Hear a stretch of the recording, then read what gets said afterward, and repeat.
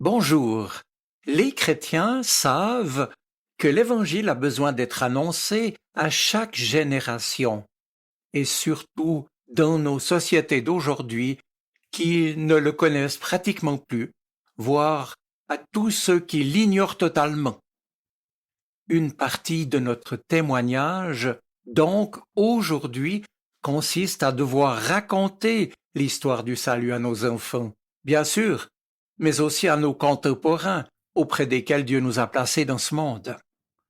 La notion de salut est en effet le fil conducteur des Écritures et ce qu'on appelle l'histoire du salut racontée par la Bible est à cet égard un concept utile pour présenter l'action de Dieu qui intervient dans le cours de notre histoire humaine pour culminer dans le rôle central que Jésus son Fils a accompli pour notre salut. C'est d'ailleurs la raison pour laquelle on parle ici de l'Évangile, c'est-à-dire de la bonne nouvelle du pardon et de la vie nouvelle offerte par Jésus-Christ, mort et ressuscité. Cette longue histoire, racontée par la Bible, a parfois été résumée en 5 étapes, partant de la création dans le livre de la Genèse, de la chute, de l'éloignement de l'homme qui a voulu vivre sans Dieu, de l'histoire du peuple d'Israël, puis de la venue de Jésus, et se continuant avec ce qu'on appelle le temps de l'Église. En somme, pourrait-on dire, un drame en 5 actes qui se déroule à travers Abraham, Moïse et David et qui s'accomplit par Jésus-Christ. Et cela continue ensuite jusqu'au retour du Christ. En fait, si la Bible se présente essentiellement comme une série d'événements, comme l'histoire du salut, elle contient également, on le sait, de très nombreux enseignements qui les explicitent et qui véhiculent la parole que Dieu nous adresse. Mais cette parole divine est inséparable de l'action, de l'événement de Dieu. Il serait dès lors absolument contraire d'opposer la parole de Dieu et l'acte de Dieu. La Bible, en effet, nous montre qu'en parlant, Dieu agit, et vice-versa. Dans chacun de ses actes, le Seigneur se communique, se révèle au monde, et en ce sens, littéralement, il parle. Oui, chaque acte divin est une parole divine.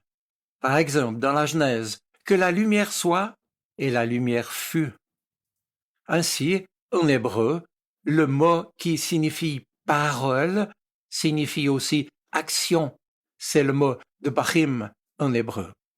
D'autre part, la révélation suprême de Dieu, à savoir Jésus incarné et tout ce qu'il accomplit, est appelé logos, la parole. Jésus, le logos de Dieu, Dieu qui intervient, qui agit dans notre histoire. Et aujourd'hui encore, le Saint-Esprit agit en parlant, il parle en agissant. Il n'y a donc pas lieu d'opposer parole de Dieu et histoire du salut. Dans l'Ancien Testament, le salut est un des mots utilisés pour parler de l'expérience fondamentale de délivrance, de libération, de guérison. En ce sens, le salut est une histoire de relation. Et pour le dire autrement, ce n'est plus être seul, mais c'est découvrir que Dieu est avec moi. C'est avoir l'assurance que je ne suis pas perdu, loin de lui. Dans le Nouveau Testament, l'espérance chrétienne, à travers le don de la vie du Christ, c'est que l'homme est sauvé du péché, de la mort, ce qui l'empêchait d'être fidèle à la parole de Dieu. Et si le livre de la Genèse nous montre que le péché, c'est la rupture d'avec Dieu, alors être sauvé, c'est être rétabli dans la relation avec Dieu. Plus encore, le salut est une victoire sur le mal et sur la mort sous toutes ses formes. C'est l'annonce de la vie éternelle déjà inaugurée par le Christ dans sa propre résurrection. Le salut dans le christianisme dépend donc d'un acte divin central. Je l'ai dit, Jésus-Christ mort et ressuscité.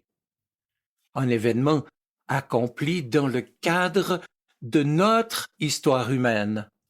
Or, ne nous y trompons pas, cet événement constitue non seulement le centre de toute l'histoire, mais aussi le centre de toute l'action divine par laquelle Dieu se communique au monde.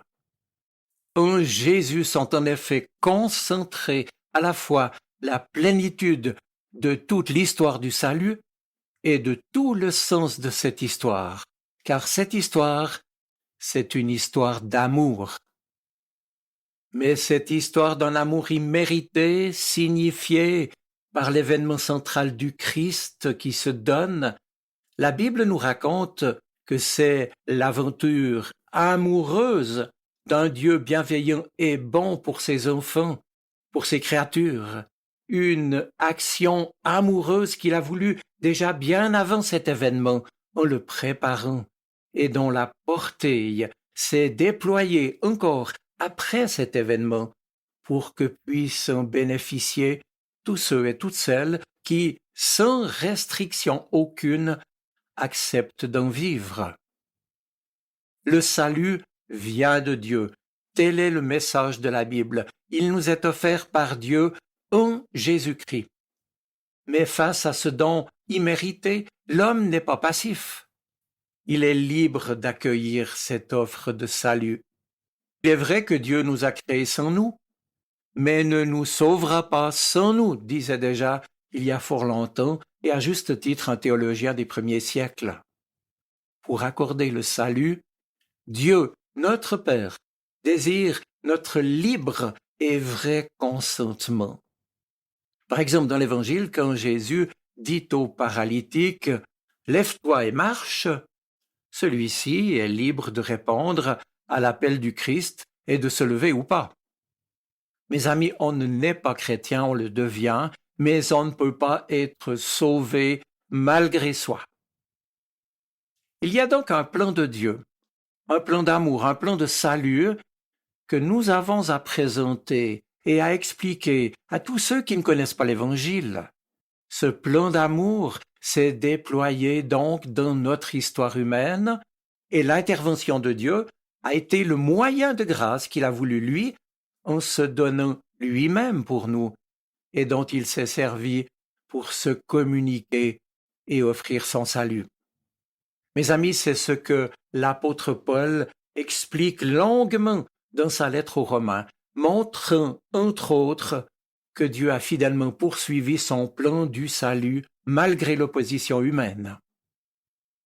Dès lors, le grand danger serait pour nous de considérer l'histoire du salut uniquement comme une histoire passée. Or, elle est d'une saisissante actualité pour nous aussi.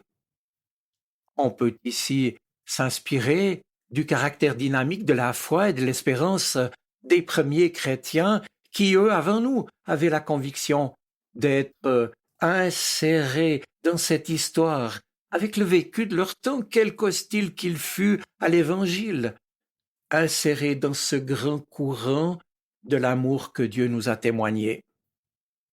Telle est la vraie actualité et l'importance capitale du message et du témoignage chrétien. Alors on pourrait nous rétorquer, mais en quoi cette histoire du salut peut-elle me concerner moi, aujourd'hui, maintenant?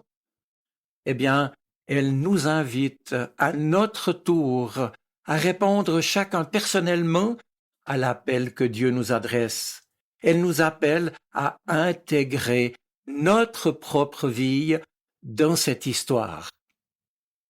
Prenons conscience que le privilège qui nous est ainsi concédé dans la réalisation de ce plan, c'est de devenir à notre tour les témoins et les collaborateurs du Seigneur. C'est cette conviction qui confère à notre témoignage, quel qu'en soit le succès ou l'échec momentané, la joie et l'assurance qui avaient déjà inspiré les premiers chrétiens, eux qui avaient compris que le pardon de Dieu, la confiance qu'on peut placer en lui et que son amour dont on peut vivre ne prennent leur source qu'au pied de la croix. Alors, mes amis, voici ma conclusion. L'histoire du salut, loin de concerner seulement le passé et de nous rejeter dans une position de spectateur, s'avère un élément de vie qui nous pousse en avant, parce que l'histoire du salut est capable de placer notre réalité avec ses drames et ses inquiétudes dans la continuité d'une histoire passée et dans la perspective d'une histoire future, l'histoire de l'amour que Dieu nous témoigne en Jésus-Christ est notre espérance, un amour qui permet toutes les audaces, parce que plus fort que le mal et plus fort que la mort. Je vous souhaite une bonne semaine. Soyez bénis. Amen. Sa parole résonne dans mon cœur. Elle est vivante, elle parle. Elle m'aide à choisir, m'illumine.